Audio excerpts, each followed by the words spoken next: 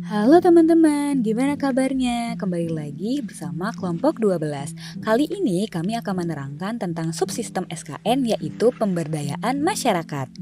Salah satunya adalah pengertian strategi dan kegiatan, penyelenggaraan pemberdayaan kesehatan, upaya kesehatan bersumber daya masyarakat, tanggung jawab pemerintah, dan yang terakhir adalah tantangan dan juga hambatannya.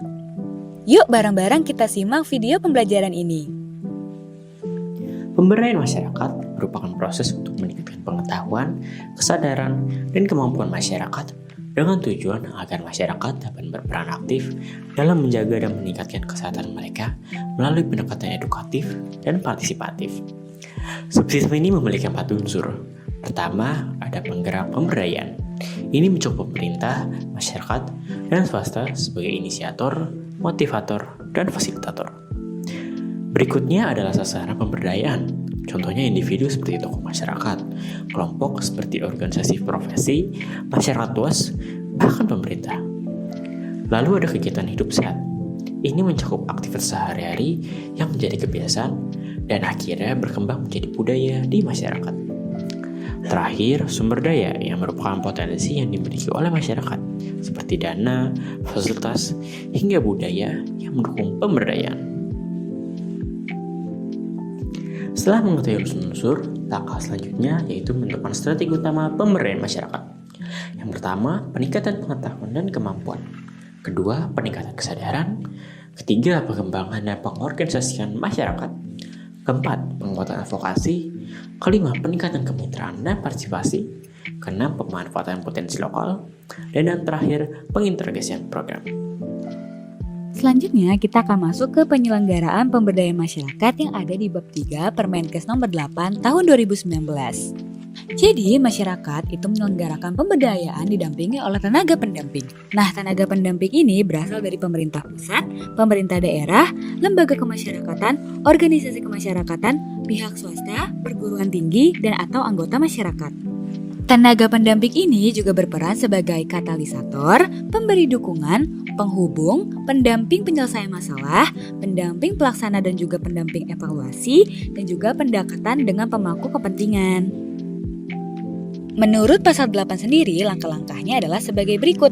Yang pertama, pengenalan kondisi desa. Ini dilakukan masyarakat dengan dibantu kader dengan melakukan kajian atas data profil desa atau kelurahan dan juga hasil analisis situasi permasalahan kesehatan. Yang kedua adalah melakukan survei mawas diri, yaitu dilakukan untuk mengetahui masalah kesehatan dan juga urutan prioritas penanganan, faktor penyebab, serta potensi yang dimiliki desa atau kelurahan untuk mengatasi masalah. Yang ketiga adalah melakukan musyawarah. Ini dilakukan dengan berbagai cara yaitu sosialisasi program kesehatan, penyepakatan prioritas masalah kesehatan, penyepakatan kegiatan yang akan dilaksanakan, dan juga memetakan data serta informasi sumber daya dan juga menggalang partisipasi warga. Pada tahap yang keempat adalah perencanaan partisipatif.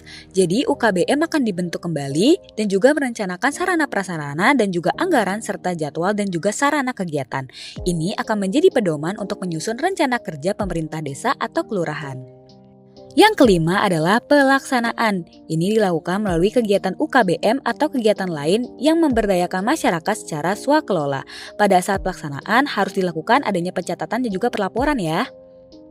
Yang keenam adalah pembinaan kelestarian. Ini dilakukan untuk menjamin kesinambungan dengan tujuan. Pembinaan kelestarian dilakukan melalui kegiatan pertemuan berkala, orientasi bagi kader, sosialisasi, penerbitan peraturan lokal, dan juga pemantauan dan juga evaluasi.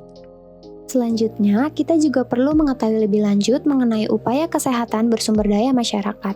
Jadi, upaya kesehatan bersumber daya masyarakat atau UKBM didefinisikan sebagai wahana pemberdayaan masyarakat di bidang kesehatan yang dibentuk atas dasar kebutuhan masyarakat karena dikelola oleh masyarakat, dari masyarakat, dan untuk masyarakat, dan tentunya dengan pembinaan sektor kesehatan maupun pemangku kepentingan lainnya.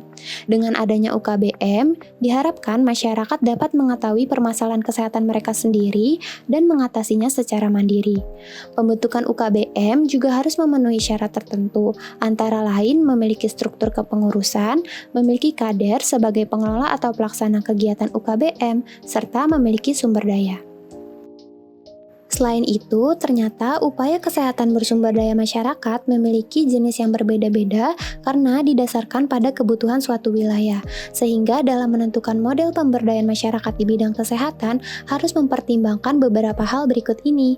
Yang pertama, kondisi wilayah setempat. Yang kedua, kondisi ekonomi, sosial, dan budaya masyarakat setempat. Yang ketiga, potensi sumber daya di wilayah setempat. Dan yang terakhir, mempertimbangkan nilai keadilan dan hak asasi manusia. Maka dari itu, jenis UKBM di satu wilayah dengan wilayah lainnya dapat berbeda-beda.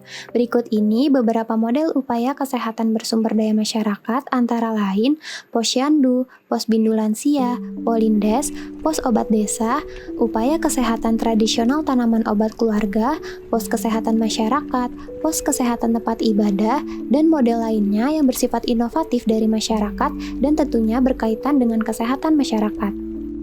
Selanjutnya, kita akan membahas tanggung jawab pemerintah pusat dan daerah dalam pemberdayaan kesehatan. Tanggung jawab ini melibatkan beberapa aspek penting, yaitu menetapkan dan melaksanakan kebijakan, pedoman dan petunjuk teknis terkait pemberdayaan masyarakat, membentuk dan atau mengaktifkan wadah koordinasi dan lintas sektor, mengembangkan sistem informasi yang terintegrasi antara pusat dan daerah, melakukan pembinaan dan pendampingan, meningkatkan kapasitas penyelenggara pemberdayaan masyarakat, dan melakukan pemantauan dan evaluasi penyelenggaraan secara berkala. Pemerintah menjalankan tanggung jawab ini secara merata di tingkat nasional, provinsi, hingga kabupaten atau kota. Penyelenggaraan pemberdayaan masyarakat di bidang kesehatan dapat dihadapkan dengan banyak tantangan dan hambatan. Tantangan yang mungkin dihadapi pelaksana antara lain 1. Padatnya aktivitas masyarakat sehingga menurunkan tingkat partisipasinya. 2. Data kesehatan yang tersedia tidak mencukupi untuk mendukung proses pemberdayaan. 3. Proses perizinan yang kompleks dapat menunda pelaksanaan program dengan masyarakat, serta perbandingan dengan pengalaman intervensi sebelumnya oleh stakeholder.